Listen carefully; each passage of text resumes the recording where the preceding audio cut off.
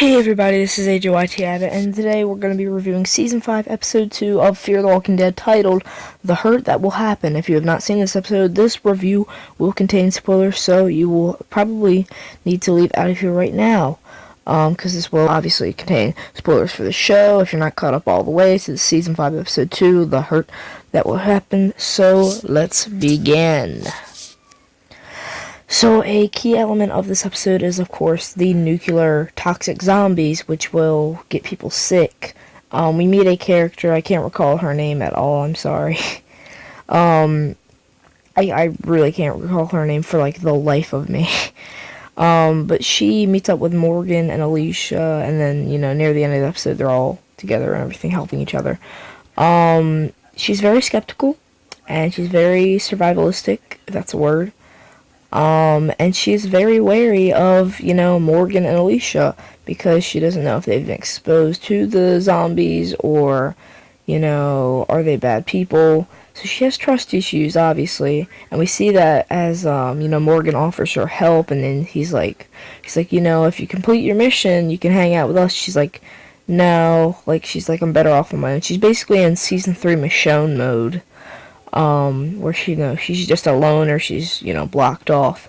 She has one key mission, and that is she wants to hunt down all of her comrades that were in the nuclear power plant, that had been turned into zombies, and mercy all of them.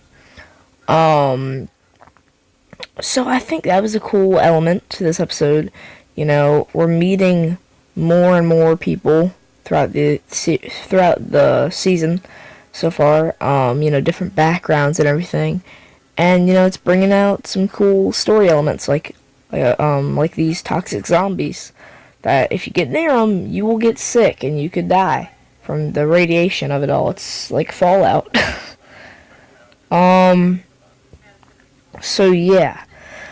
Another thing that was pretty key in this episode was, of course, the arrival of Daniel Salazar. He is a very key character in Fear the Walking Dead. It's been around since Season 1, Episode 2, I believe. And he's a big character. He's badass. He's basically the Daryl, or maybe he's like a mix of Daryl and Glenn from Walking Dead, because he always seems like he dies, but then he comes back.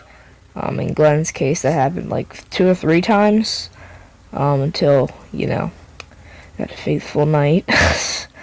And he has a little bit of Daryl in him because, he's a badass. And he doesn't back down from anyone. He's not scared of anyone. He has a dark past, and, a little bit of that comes back in this episode. When he's talking to, Strand, and you see him talking to Al on the tapes and stuff.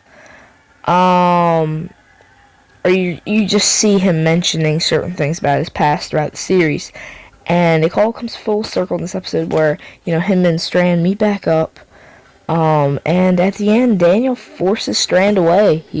He's refusing to help, get everybody off the island, or off the place that they're at, and it's almost, gut-wrenching, because, Daniel's like, who would I do that? He's like, well, what am I doing this for? Madison. And then, Strand's like, Madison's gone. He's like, Nick too. And he's like, Alicia's still alive. And then he doesn't know anybody else really from the group, at all, really, honestly. No, he doesn't know Luciana either. And, Daniel still has that trust issue with Strand after the whole, shooting him in the side of the face thing from the end of Season 3. And also, the whole, I'm sure he's still probably, memorable about that night where, Strand and Madison made that deal that he would see Ophelia.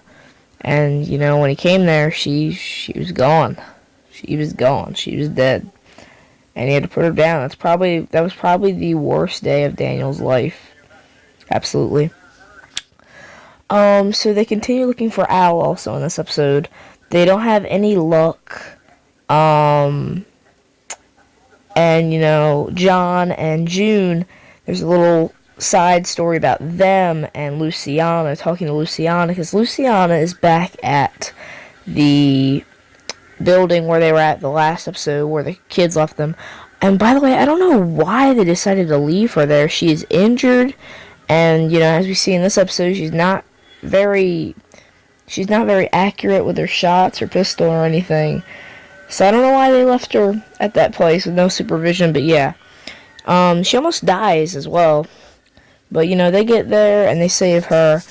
And yeah, there was no Charlie or Wendell or Sarah, their whole situation with the people back at their base.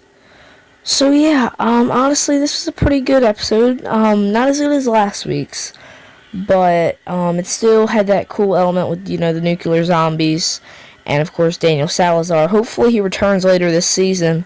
Somehow maybe Alicia or Morgan can somehow talk him out of this whole not trusting people and maybe get them to help him. But that was all for my review. Let me know what you guys thought of the episode down in the comments. Goodbye.